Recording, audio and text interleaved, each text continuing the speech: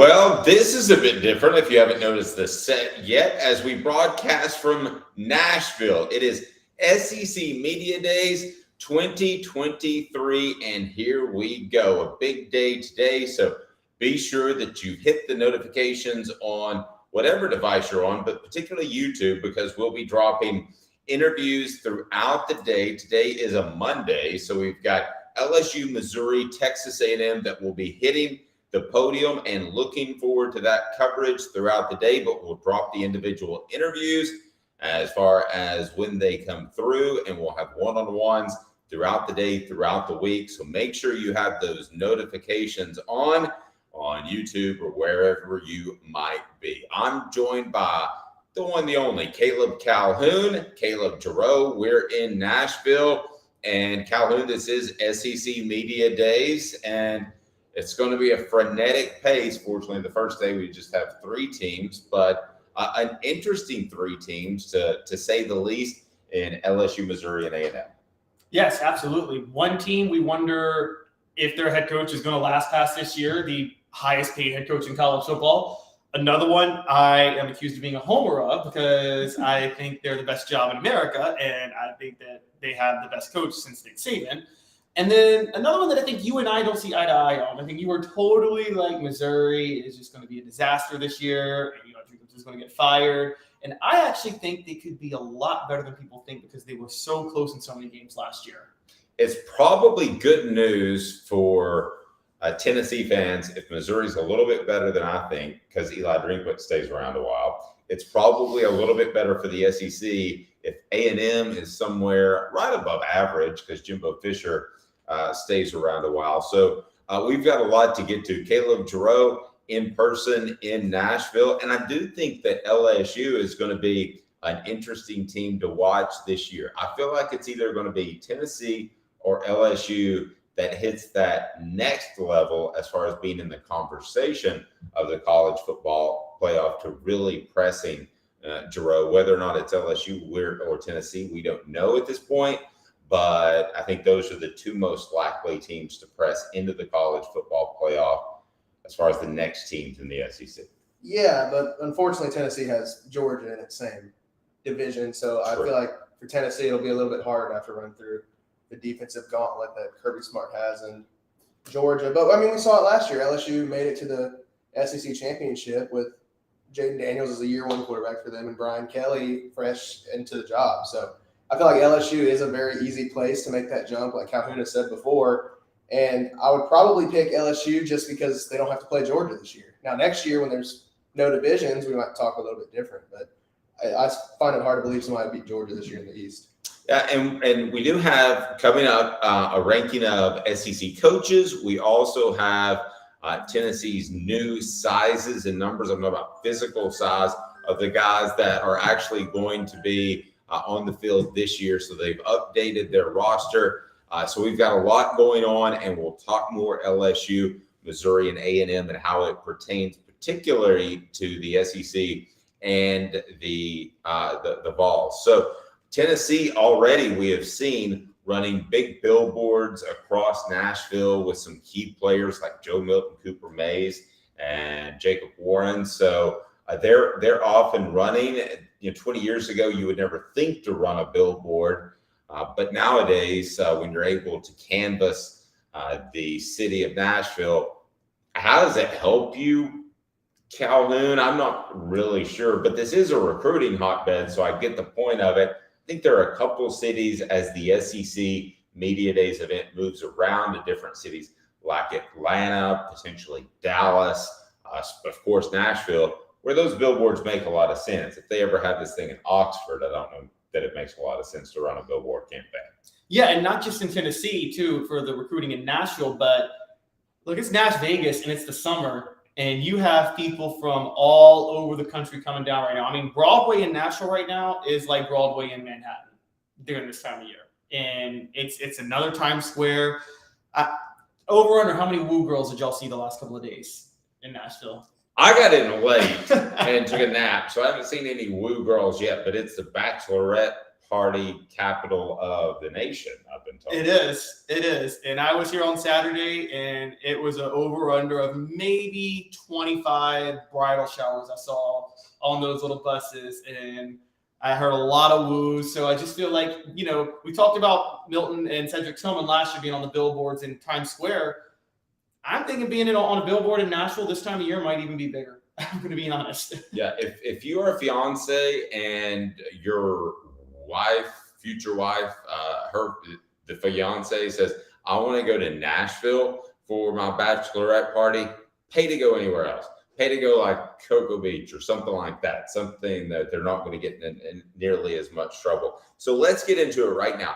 Updated on Tennessee's roster are sizes for the Vols, and you would expect guys to put on a considerable amount of weight. Anybody stand out to you as far as sizes and guys can add 10, 15, 20 pounds in an off season. So Calhoun, let me start with you. Anybody stand out to you as far as guys that have added weight to this point?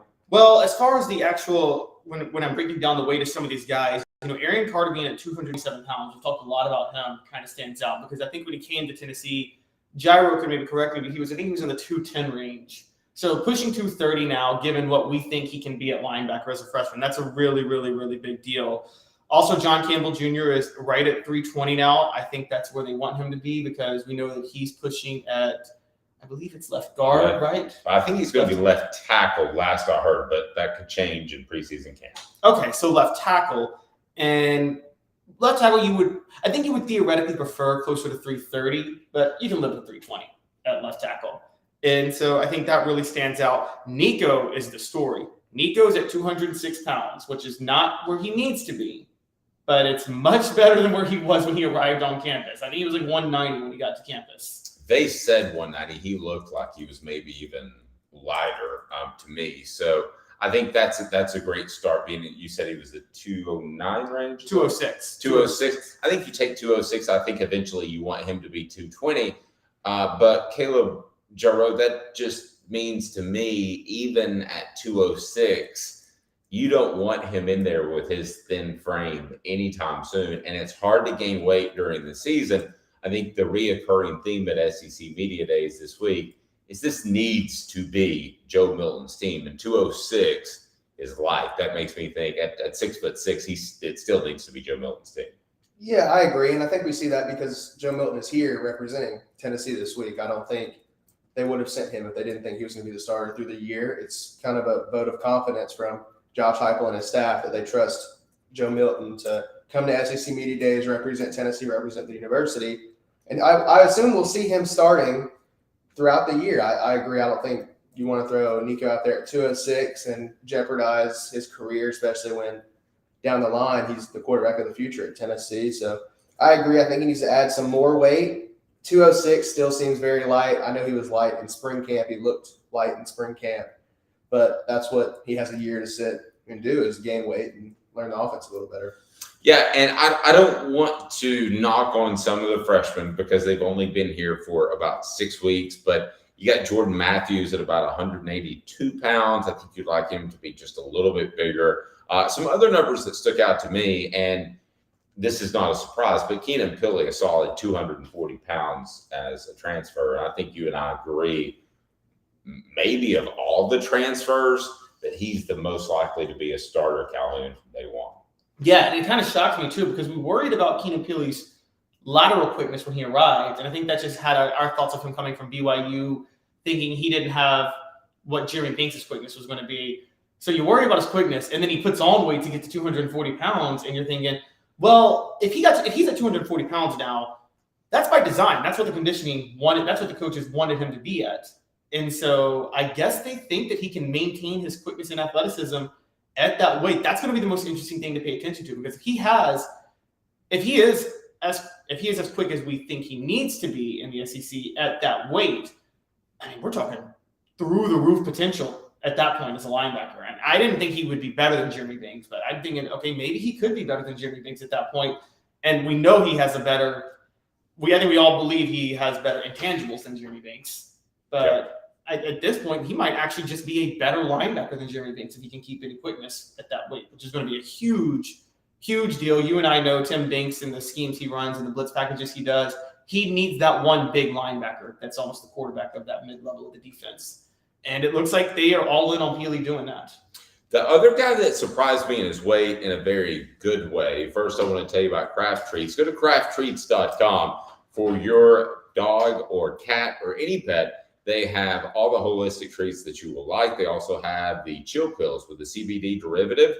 The chill pills are fantastic if your pet has any issues with, say, digestive tract or anxiety is a real possibility as well. They will take care of you with chill pills, a CBD derivative in there. They've got non-CBD as well, but with the chill pills, you'll be well taken care of. Use the promo code Off the Hook. That's the promo code Off the Hook for 20% off. Also helps a great deal with arthritis.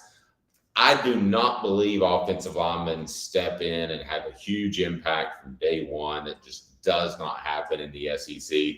But you look at one of their most highly touted prospects, Jarreau, and it's Shamarad Umarev, who is up to 320 pounds, 6'7".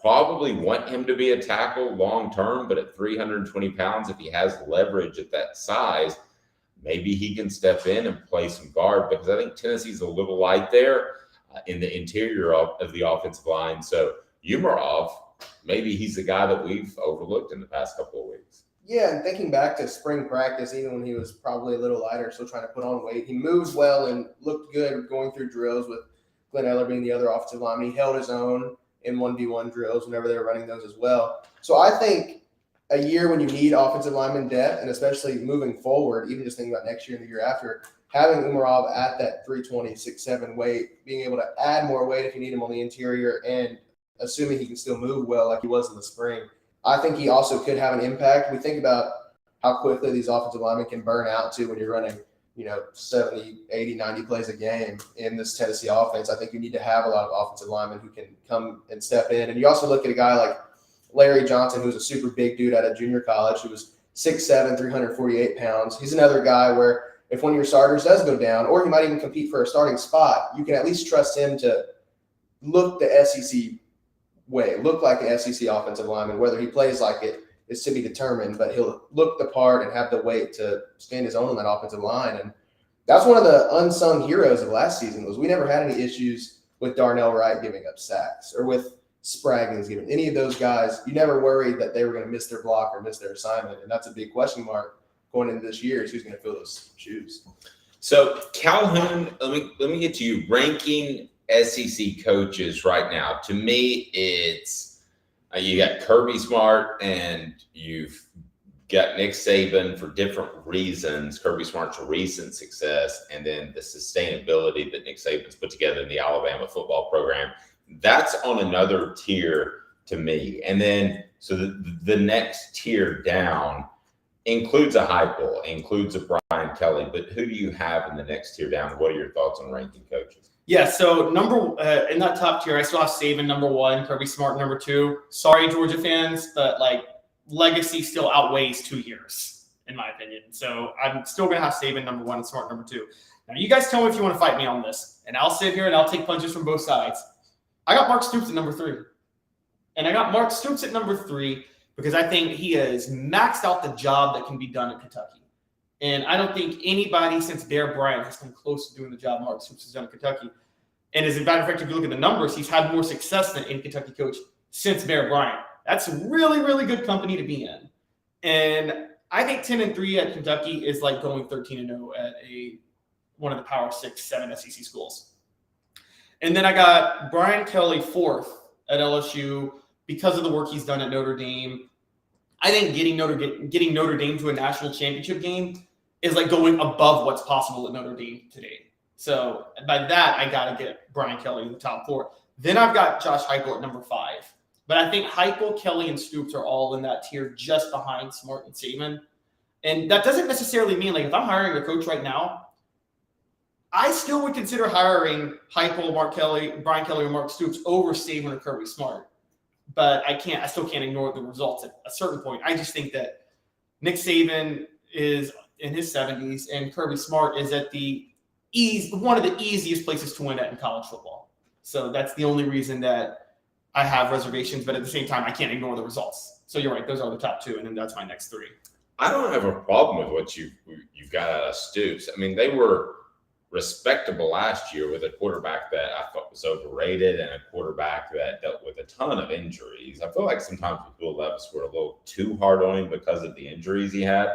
So I don't have a problem with Stoops. I mean, Kentucky's an impossible place to win. On that second tier, Jarreau, with Brian Kelly and Josh Heupel, does Josh Heupel have the ability, if you got Kelly above him, and I think most people would because of the longevity and what he did at Notre Dame, is it even possible for Josh Heupel to jump him this year or in the next 3 years, or is it going to take a little bit longer? I could see it in the next couple of years, just depending on what happens at LSU relative to Tennessee, especially when you get rid of divisions next year and you have these teams and you can compare every team head to head. At the end of the year, we're going to look at the SEC and say, hey, where does LSU stand versus Tennessee when they're both allegedly playing the same difficulty of schedule? And I agree that Josh Heupel and Brian Kelly would be in that same ranking with Mark Stoops. I think Mark Stoops is probably at the bottom of that tier, Calhoun, to disagree with you, but I think Kelly and Heupel are both fighting for that top spot in that tier. And I think Heupel could get it if he gets Tennessee back to the levels Tennessee was at in the late 90s. And that starts with recruiting. If he can start beating out the guys in tier one, like Nick Saban and Kirby Smart, to get to that next level. And then we could talk about if he has a better season than LSU one year, maybe Tennessee has reached that peak. Let me ask you both this, and I'll start with you, Jarreau. Who are the coaches that Tennessee wants to have success? Not against them, but wants to have success so they stay around a little bit. I would say that Eli Drinkwitz is one, and he'll hit the podium on day one of SEC Media Days. Just hang around, win 8 games, be beatable by the elite teams, which I think a lot of Tennessee fans expect Tennessee to be pretty soon, but still beatable by Alabama, Georgia, but he just kind of hangs around. I would throw Billy Napier in there unless he proves me wrong this year, because I'm not high on him as a coach. As far as other coaches you'd like to see stay around, I'm going to get torn up by South Carolina fans, but I don't see long-term success for Shane Beamer. But out of that group that we mentioned, Mark Stoops is going to give you a challenge most each and every year. You would like for him to get a bigger, better job, because I don't know that historically Kentucky can replace him with a coach nearly as good as Stoops. Yeah, and it's really scary if Stoops goes to, let me just throw out a name, if he goes to Alabama when Nick Saban retires. And that's not impossible. Stoops is indirectly part of the Saban coaching tree because he coached under Florida State when Jimbo Fisher was there. And funny enough, when Jeremy Pruitt was hired as Stoops' replacement as defensive coordinator in 2013, won the assistant coach of the year. Apparently couldn't be a head coach worth anything, but won the assistant coach of the year that year. So I think Stoops, you could definitely see him make that move. Now, the question becomes, with the college football playoff expanding to 12 teams in 2 years, do you think it's possible that Kentucky they're not going to win the SEC, but they could sneak into the playoff every now and then? Do you think Stoops may think, I got a pretty good gig here, not a lot of pressure, and I can still get to the playoff at Kentucky now because of the 12-team playoff? It's really not worth it for me to go anywhere else. If he's good with that, and I think some coaches are, at some point, though, he is going to see his family have the success they've had, and I think want to be a true competitor for a national champion. I mean, you're right. With a 12-team playoff, you can sneak in there one every 3 years, maybe even 2 of 3 years, but not really be a real contender. So I think that depends on what he ultimately wants, and he can only answer that question. So coming up next on the program, we'll have ranking not SEC football coaches, but also the group of day one participants, LSU, Missouri, and A&M. Some angles that we'll take with those guys. And again, be on the channel on YouTube, subscribe, set the notifications on, because we're going to upload interviews as we have them. But as we do each and every weekday, we'll be with you at 10 o'clock. So it is a big, big week. SEC Media Days, day one, LSU, Missouri, and A&M, and they all in some shape or form affect the Vols, whether you think that Brian Kelly is a better second-tier coach than Josh Heupel, what you think of Missouri. Did they feel like they got their nose rubbed in a little bit last year? Are they angry? Are they upset? And then A&M will play Tennessee this year. Also, we're going to get to some NCAA blowback, because a lot of that news, all of that news was dumped on a Friday, and that's news dump day on a Friday afternoon when you hope things kind of go undercover a little bit. And that has been the case. I didn't think Tennessee got beat up over the weekend, so we'll discuss that. Dante Stallworth, who played the part of Peter Warwick before the national championship game, is on the YouTube channel now. Also, Cooper Mays, the Vol Report, brought to you by City Heating and Air Conditioning, will be up very soon. So a lot to get to. Day one SEC Media Days in exactly 2 minutes. It will be, should Tennessee be afraid of Missouri, and the fact that that's going to be a revenge game on the Tigers side. Stay tuned. 2 minutes off the Hook Sports.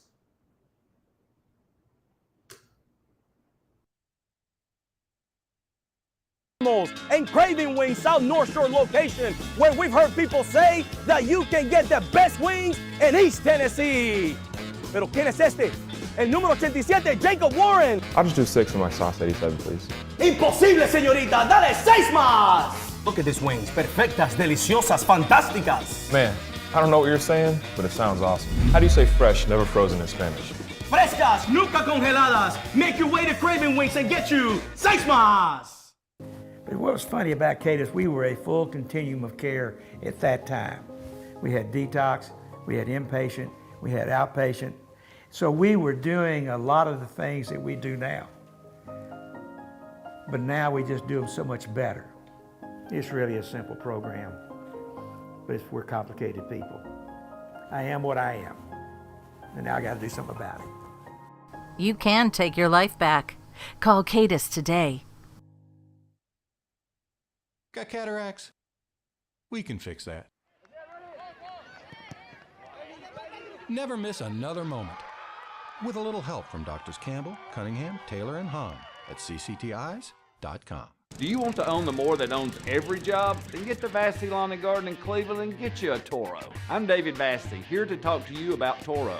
With a Toro Zero Turn, you'll get more out of every minute and you'll reach the finish line faster. At Vassey's, we like to say, no matter if you're mowing 3 acres a week or 11 lawns a day, homeowners and business owners alike find confidence in equipment they can trust from top to bottom. Vassey Lawn and Garden, Highway 60 North in Cleveland. Man alive, it's worth the drive. Our family has been creating jewelry since 1986, each piece unique with a story all its own. I'm Rick Terry with Rick Terry Jewelry Designs. I'm a jeweler, and I want to be your jeweler. We're grateful that you chose us to be Knoxville's best jeweler. My family and staff look forward to serving you. So please come see us.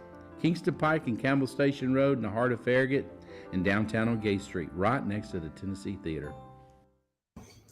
Welcome back, live from Nashville, day one of SEC Media Days, and news from the NCAA investigation on Tennessee broke last week. And I think we would all agree that minor scholarship reductions, no bowl ban, $8 million, and essentially some recruiting restrictions were a pretty good day for Tennessee.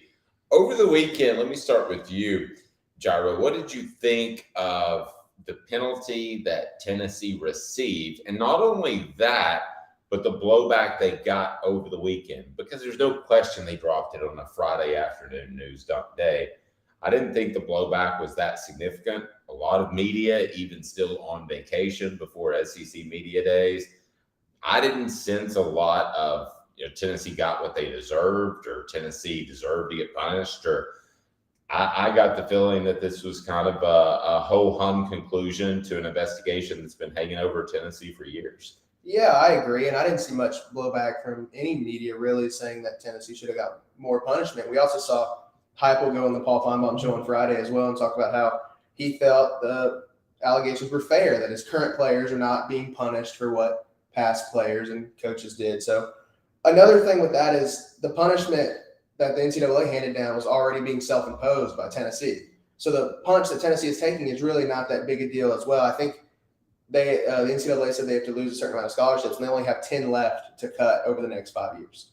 So if they cut 2 a year, then they'll fulfill what the NCAA handed down. So I agree. I think that this was a very sound end to the NCAA investigation. The NCAA said if Tennessee hadn't cooperated, hadn't self-imposed, hadn't gotten rid of Jeremy Pruitt, that the punishment would have been a lot more, even talking about a postseason ban. But we see, I think, a fair conclusion that the current players and staff don't have to worry as much about being punished for what Jeremy Pruitt and his staff did and players in the past. And then Caleb Calhoun, Jeremy Pruitt tries to turn this into somewhat of a racial issue, why he gave money to players. It's a little bit silly, to be honest with you, but give us an update on that, on news that came out Monday that he was giving money to players. Why? He told investigators that a player's mother approached him in the parking lot outside of the Tennessee football complex in tears because of financial hardship, and that she had nowhere to turn for money. And he admitted to giving her cash from his car. And he said that he felt his privilege, her race, and the social unrest that was going on in 2020 was all on her mind. And then he goes, then you throw in George Floyd, Ahmaud Arbery, Breonna Taylor. So you sit there as a white man and you see all of this going on and you can see these kids suffering. What do those people have? What does those situations have anything to do with giving a player's mom cash? I mean, like those are serious things that happen. I mean, that's a totally separate thing from this. And like, does anybody really believe that's what's on Pruitt's mind when he's giving players their mom's money? No, and I think it speaks to his intelligent level that he would try to float that out there and try to make that a thing, Jarreau. I mean, is anybody buying that and looking at Jeremy Pruitt as a sympathetic figure? No, I agree with Calhoun. I think he was trying to draw whatever straw he could pick out to try to have a defense for what he did, because he knew it wasn't right, obviously. But I mean, would those be worthy causes? Sure. Was that Jeremy Pruitt's cause? I highly doubt that was what was on his mind. All he was worried about is getting 5-star recruits any way he could and getting them to Tennessee and trying to win games, and he still couldn't achieve that. So I agree with Calhoun. I think that's just a crazy thing for him to say. He's just trying to grasp at straws, and he tried to avoid whatever penalties he was given. Calhoun, he's not a PR guy, and we don't expect him to be. He's straight up a football coach. Some coaches are pretty good at PR. He's not, and he shouldn't have to be. But did it even cross his mind how this might play? Because it just plays publicly like he is grasping at straws is the best word I can use, or just not very bright. Yeah, my kindest defense of him is that maybe this is a snippet that we got from things he told investigators. So maybe this was him throwing anything he could to defend himself to the investigators, not really expecting this to get out from a PR perspective. And so that's my kindest defense. I will say you guys are both underselling how smart Jimmy Pruitt is, because Tennessee has to vacate their wins from 2019 and 2020. But you know what? You can't vacate wins if you don't win. Very, very smart by Jeremy Pruitt right there. Yeah, that's right. Jeremy Pruitt with a 6-year show cause, and I was talking to somebody who was close to Jeremy Pruitt and somewhat of a sympathetic figure to him, and he said, does that essentially mean he can't coach? Well, it doesn't mean he can't coach, but the institution would have to show cause as to why he is a good hire and why he's a safe hire as far as not committing NCAA violations. That all being said, most institutions, unless this were just an incredible coach, and Bruce Pearl's a prime example of that, he still had to sit his 3 years of his show cause penalty, and he was an incredible coach, much better than Pruitt, we would all agree. It essentially is a 6-year bowl ban. And I'm sorry, a 6-year ban on your professional career. So you can call it all you want to, but it's essentially saying you can't coach for 6 years. This is a major, major explosion for a guy that I don't think has a home in the NFL, because he is a recruiter first and foremost, a talent evaluator first and foremost. There's not going to be an NFL team that's going to have him judge college to NFL talent. This is an A-bomb, the type, or a meteor, that the kind that killed the dinosaurs, to his career. This is very bad for Jeremy Pruitt. We didn't look at it from his perspective on Friday, and I know a lot of our listeners and viewers don't care, and I don't blame you. This is a pretty big A-bomb for his career. Absolutely, and he doesn't have the credibility of Bruce Cole. You're right. Look, he doesn't even have the credibility of Donnie Tyndall, who also got show calls. Whatever you think of Donnie Tyndall, he knew basketball. That guy had a great system in place. I'm thoroughly convinced Tennessee would have been a national title contender year in and year out had Donnie Tyndall stayed at Tennessee basketball and not gotten in trouble. Pruitt, you brought this up to me, was considered a defensive wizard as a coordinator, largely because he was just ahead of the curve on technique for edge rushers. Mm-hmm. Well, now everybody's doing that now. So does Pruitt really have anything unique to him as a defensive coordinator anymore? I don't think he does. So I'm with you. He's just a recruiter, just a talent evaluator. And that alone isn't going to be enough to, one, get you a job during your show calls. And when your show calls is up, I mean, look, when his show calls is up, he's going to be pushing 50. I think he might be 50 at that point. That's not the best time to restart your career. I mean, this is it for him. And I mean, yes, he did it to himself. I hope he's financially okay, because he did get paid well at Tennessee. You never know with situations like that. But you still hate to see this for somebody, even if they, again, Pruitt's getting his show calls, but like we've talked about before, he's not guilty of some sort of crime against humanity here.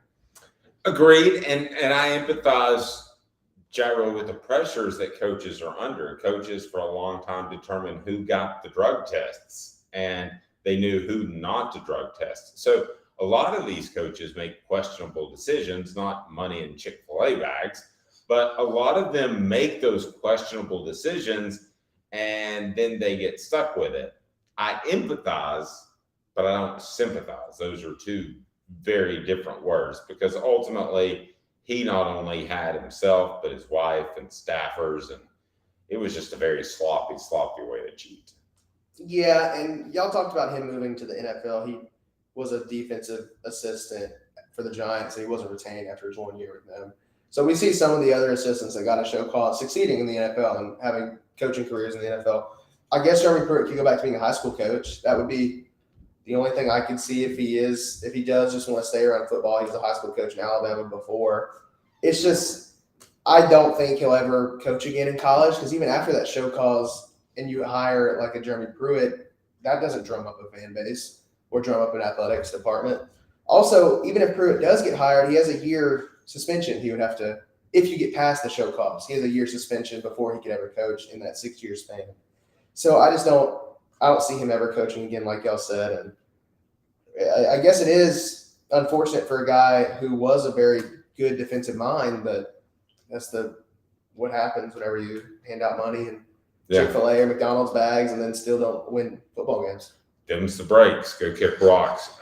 Missouri will be a part of the day one SEC Media Days event that we're broadcasting live from in Nashville. And Missouri, guys, is a football team that, Calhoun, you're a little bit higher on than I am, and I want to get to that. But Caleb Jarreau, I would definitely think that Eli Drinkwitz, he dropped, I think, day one of SEC Media Days in 2022, the comments on the Jim Rome show ripping Tennessee. That didn't work out as the Vols hammered Missouri last year.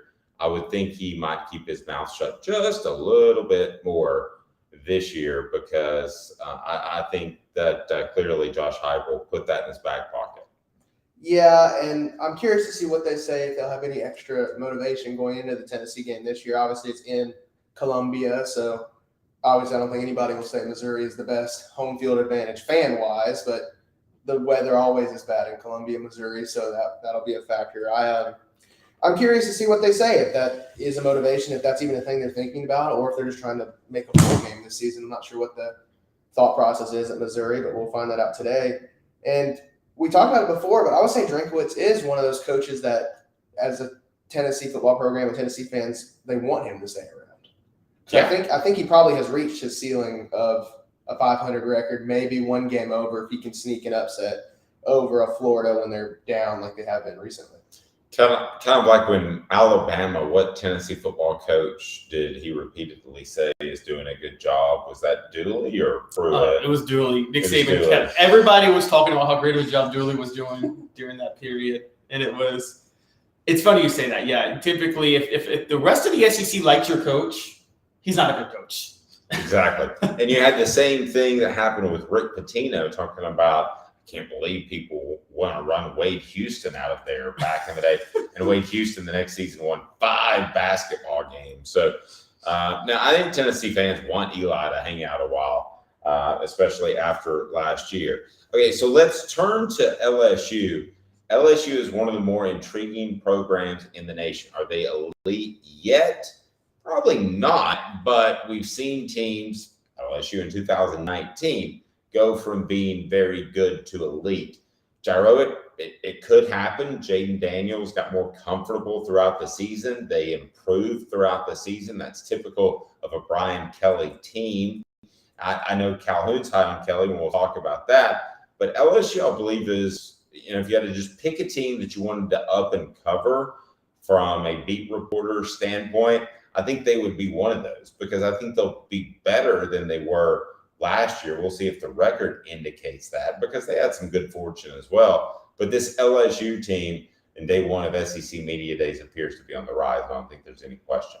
Yeah, I agree. And I think their schedule this season is very favorable for them to succeed. Obviously, you circle the road trip to Tuscaloosa as the game for them. That'll probably be the SEC West Championship if we assume the season goes like it should. They open with Florida State in Orlando. That'll be a revenge game for LSU. I could see them making a jump and competing. They made the SEC Championship last year. I don't know how much you want to say they competed with Georgia in the SEC Championship, but I could see them competing for the championship, maybe even vying for a playoff spot, because from my point of view, having a returning quarterback, or a trustworthy guy like Jaden Daniels, who we saw grow from really in week 1, he was more of a running back than a quarterback, to the end of the year, he was a two-way dual threat. I could see him leading LSU to a successful season, but a road trip to Tuscaloosa is really the only game on their schedule I could see them dropping. I mean, their SEC East opponent this season is Missouri. They have a non-conference game with Army, which might be get a little crazy because nobody wants to guard the option in the middle of the season, but I think their schedule is very favorable. Jaden Daniels is part of a year of great quarterback stories that includes him and Hooker and how well he played. Jaden Daniels, not the fastest start to the season, but continued to improve. A lot of quarterback stories last year. Stetson Bennett, I thought, took a significant step, and we knew that Bryce Young was going to be really good, but there were a lot of significant stories from last year. There's not going to be as many this year. So Jaden Daniels, Joe Milton, Spencer Rattler, who I failed to mention earlier, are kind of like the guys that are carrying the banner for newsworthiness at the quarterback position. Not the greatest players, I don't want to say that, but they're the guys that are carrying the tradition of, hey, these are guys that you want to tune in and see how they're doing because it affects the conference. Those are the guys. Devin Leary at Kentucky is also on that list because he's a transfer and Liam Cohen's coming back. But I agree, those are the other three. And I'm not, because, to bring out my LSU homerism that always comes through on the show, I'm not actually saying, I don't even know how newsworthy Jaden Daniels is, because I think we know he's going to be really good. I think right now, if you were to look at the most sure bet in the SEC, it might be Jaden Daniels. If you were to say the best quarterback in the SEC right now, it's Jaden Daniels and KJ Jefferson. Those are the top two. And I think, look, Arkansas fans, I'm sorry, I think Jaden Daniels is better than KJ Jefferson. Honestly, I feel like KJ Jefferson has reached his max. I feel like Jaden Daniels might have a little bit more upside from what we've even seen. I don't know that we're going to see Jefferson get significantly better at Arkansas this year. Yeah, I don't think so either. I think it's one of those situations where, and you see, how many times have you covered this, Dave, where particularly with mobile quarterbacks, they take 1 year by firestorm and they're really, really good. And then defensive coordinators kind of figure out what they can do and are pretty good at adjusting to them on the fly. And they're not as good the next year as they were that first year. I mean, we've seen this look, to a degree that happened with Team Martin. I mean, Team Martin was a lot better in 98 than he was in 99, if you look at the stats. And I think a lot of people kind of figured out how to play him in 1999. And so that seems like that's what happened with KJ Jefferson, honestly. Very true. We talked the Aggies, who Tennessee plays next, and will be up front on the podium on day one of SEC Media Days. And is the SEC or Big Ten more likely to have two playoff teams? Exactly 2 minutes. Back with the full gang, Jarreau, Calhoun, and I'm Dave Hooker as we broadcast live from Nashville. It is SEC Media Days, 2 minutes. Sun, sand, and salt water, the beach is a very relaxing place. Unless you wear contacts. Ow! Open your eyes to the best the beach has to offer with LASIK vision correction from Campbell Cunningham Laser Center. Ah. Hi, Mike Davis here with City Heating and Air, reminding you to always dare to compare. Our team provides quality local heating and air service, installation, and maintenance across East Tennessee. We use only the best equipment like American Standard heating and air conditioning for your residential, new construction, or commercial needs. Honesty, dependability, and customer satisfaction have been the cornerstones of our business since 1961. City Heat and Air. Dare to compare.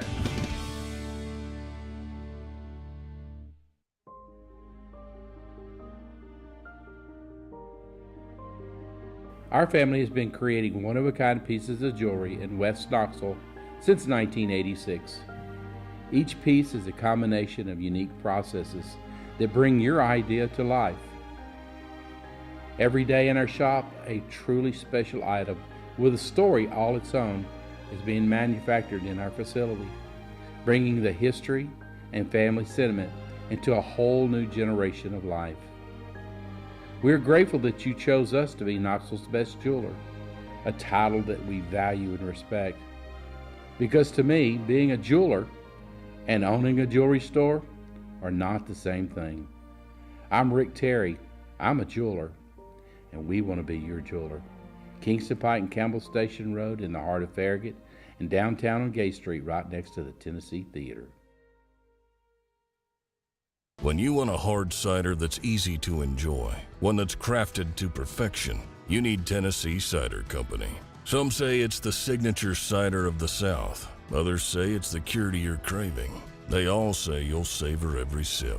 With a selection of ciders free to sample, all it takes is one taste. Visit tncidercompany.com for more information, as well as to shop our ciders and merchandise online. Thirsty yet? Doors open at 10 a.m.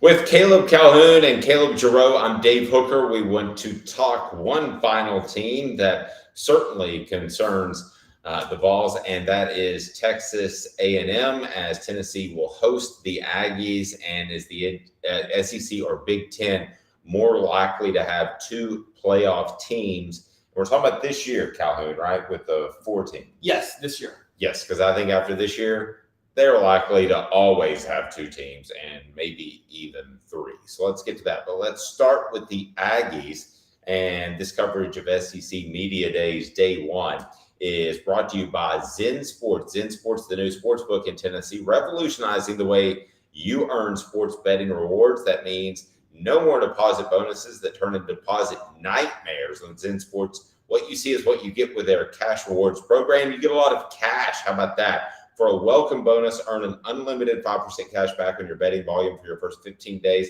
when you sign with the promo code HOOKED. That's HOOKED. That's right, unlimited 5% cash back. Keep betting and keep earning with up to 3% cash back on your betting volume every month after that, and refer friends to a percentage of their betting volume as cash rewards too. Zen Sports is bringing the cash back to Tennessee, so if you bet big on sports, you want to be betting on Zen Sports. Zen Sports betting just got better. If you had a bet that A&M will be significantly better with Bobby Petrino, the same or worse, Caleb Jarreau, let me start with you. If you had a place to bet with Zen Sports, what would it be? I think they'd say the same. I don't think I find it hard to believe they can get much worse with that coaching staff remaining with their jobs, but I don't see a way they can get better either. I mean, your quarterback questions are even bigger this season because you couldn't figure it out last year, and now you have those same guys this year. So your quarterback is even more in question. Bobby Petrino is not a very let's get excited hire. We're going to run the spread offense. It just doesn't. Whatever's happening in College Station right now, Jimbo Fisher wise, football wise, is not good. And they had a ton of transfer portal exits, which is not a good sign for your program really as a whole either. So I feel like this is a make it or break it year for that program. I think it should be a make it or break it year. I think they'll be a hair better because Bobby Petrino will add some organization. But I say hair better. I'm not talking about pushing for a playoff spot. And I think it's a frustrating season for the Aggies because they get a hair better and you hang on to Jimbo Fisher partly because of the contract and you think, oh, they're a hair better. I think it's a frustrating year for the Aggies who will play in Neyland Stadium. But the overall trend of the program is not going in the right direction, even if I'm right about 1 year. You think a Bobby Petrino who can bring organization, the guy who couldn't keep his affairs quiet when he was I think he's a good enough coach and has probably learned from that he can straighten the ship a little bit, but it's still headed somewhere out in the South Atlantic. He's gotten himself caught in how many different scandals, though? I mean, it's not the scandals. I'm not judging character. I'm saying, man, do you not know how to keep this stuff under wraps? I don't think it's going to work. I want to be honest. I think they lose the second week of the year. They play at Miami, and then the fourth week of the year they play Auburn, another coach who has a problem with women, and so. But I do think Hugh Freeze is going to beat them, and then they play Arkansas. I think they're going to be 2-3 by October, and then October they got Alabama, Tennessee.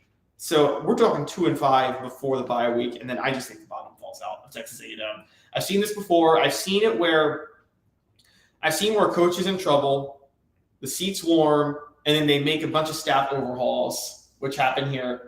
Dave, that's never worked. Has that ever worked in your history of covering college football where a desperate staff overhaul worked out? It has worked to do what I said earlier, and that's hang on for a year. It has never worked in which – because the players know. The players know that the pressure's on. And it's never worked to the point in which, hey, this program's completely turned around and everything's fine. It's never worked at that point, and I don't anticipate it doing now. Yeah, I don't think it will either. And all I'm reminded of is Derek Dooley in 2012 and Butch Jones in 2017. Both had massive staff turnovers, hired new coordinators. Derek Dooley hired Sal Sinceri, the worst defensive coordinator hire ever. Butch Jones hired Larry Scott, the worst offensive coordinator hire ever. And it just wrecked the program. It reminds me, too, of another similarity is our old friend Will Muschamp at Florida. They had a losing season in 2013.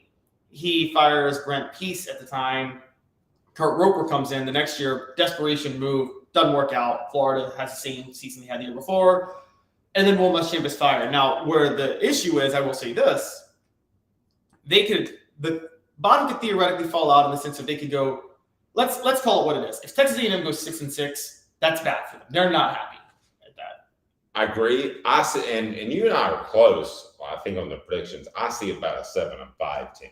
Okay. Which gives him another year. Right, that's what I was going to say. 7-5 or 6-6. The fans are mad about that if they get that, but they're still keeping Jimbo Fisher because what are you going to do? You've thrown all this money around, and you have to keep him. And then Jimbo Fisher will every week be like, "Well, our players didn't execute," because that's all he's got for every time he loses. Because it's always the players not executing's fault. It's never his fault, and so it's just going to be a disaster. And then I think Texas A&M fans are going to reach a point where they want Texas A&M to keep losing. And I know you weren't covering at the time, but in 2017, Butch Jones, Tennessee fans were embracing other teams blowing them out every week. They so badly wanted him gone. They loved watching Tennessee get blown out every week because they wanted him fired.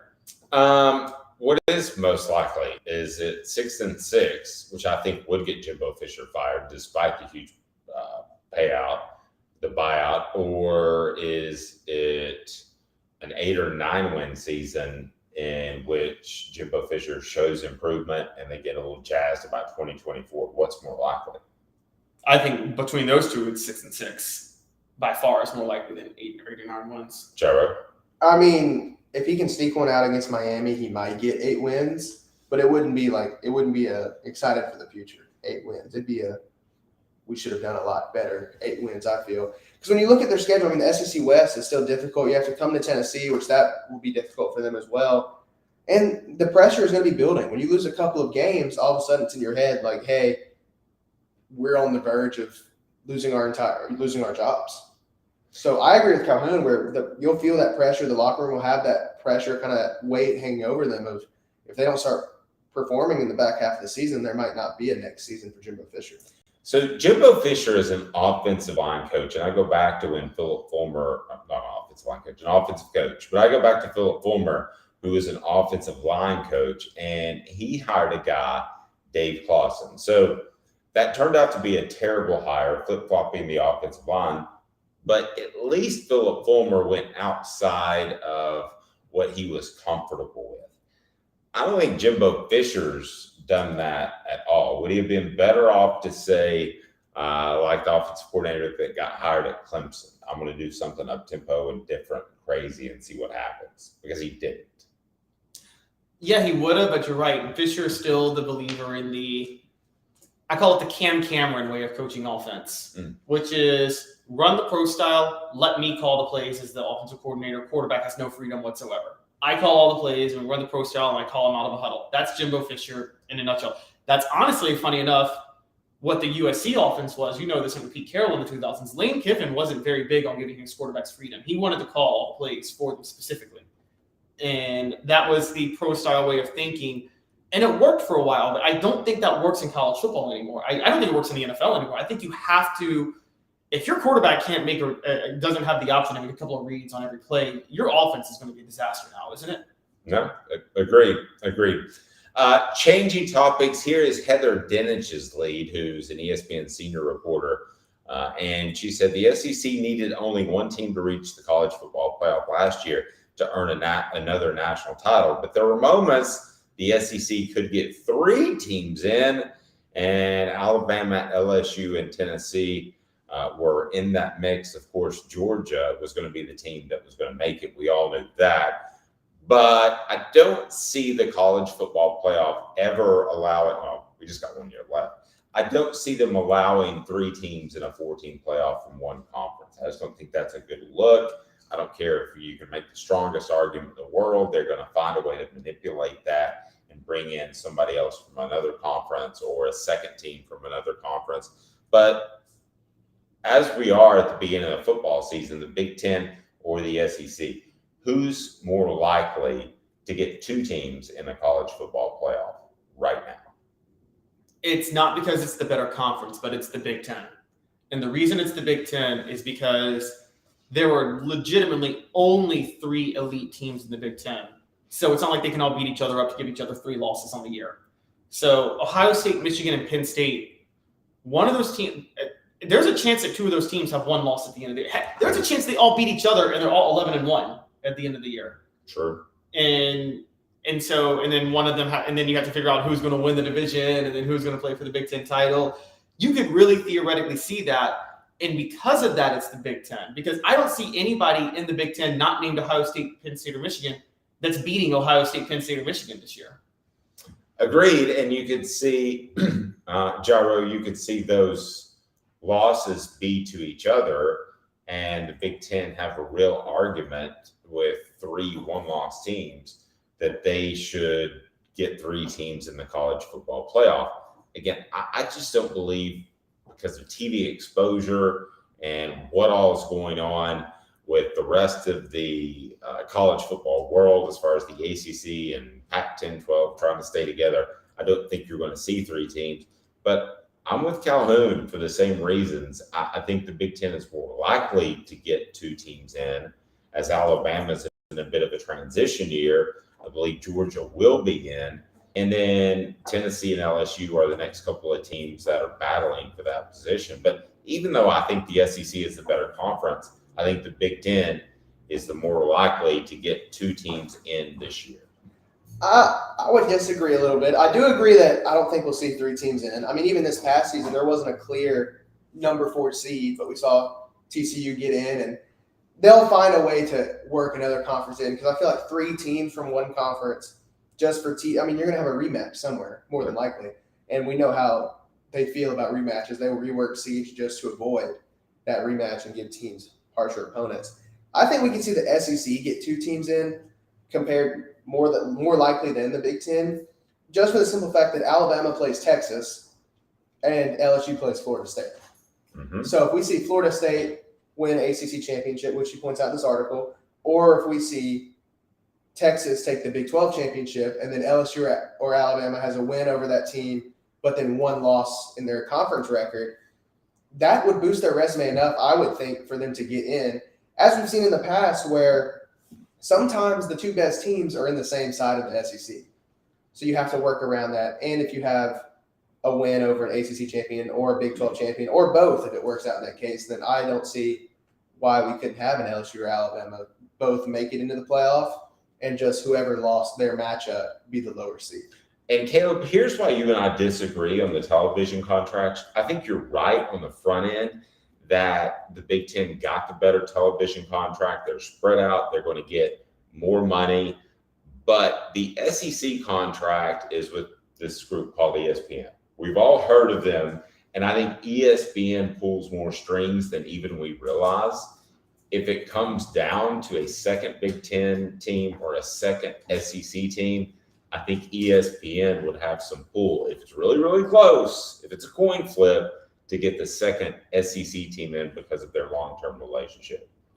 I mean, yes, but they could have gotten that and still gotten more money in the contract and not been stuck in a 10-year deal, while the Big Ten is in a 7-year deal right now. And look, we've all seen the stories where ESPN, just because of the business model of cord cutting, is having to lay people off left and right, which none of us like. We all hate when people lose their jobs. It's not a good thing.